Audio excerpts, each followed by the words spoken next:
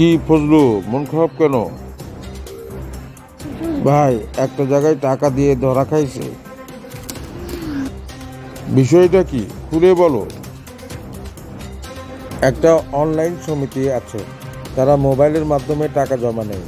এর বিপরীতে উচ্চ হারে ইন্টারেস্ট দেয়, আবার 20 লাখ টাকা পর্যন্ত ঋণ দেয়। অনেকের কাছেই এটা শুনেছি।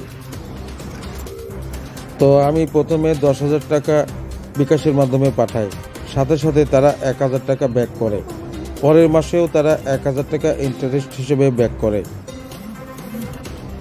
তৃতীয় মাসে আমি 2 লাখ টাকা জমা দিই, কিন্তু তারা এর বিপরীতে কোনো টাকা ইন্টারেস্ট দেয় না। আমি ইন্টারেস্ট চাইতে গেলে তাদের সাথে যোগাযোগ করি, কিন্তু তারা যোগাযোগ করে না, কোনো কল ধরে না, কল ব্যাকও করে না। অনলাইনে তাদের দেওয়া ঠিকানায় আমি যাই, কিন্তু সেখানে তাদের কোনো অফিস খুঁজে পাইনি।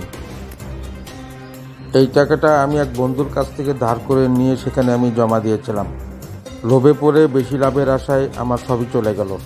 অতি লোভে তাঁতি নষ্ট ভাই। হ্যাঁ, ঠিকই বলেছ। অতি লোভে তাঁতি নষ্ট। লোভে পড়ে বেশি লাভের আশায় খোঁজ খবর না নিয়ে অপরিচিত প্রতিষ্ঠানে টাকা জমা দিলে এইরকম প্রতারণার শিকার হতেই হয়।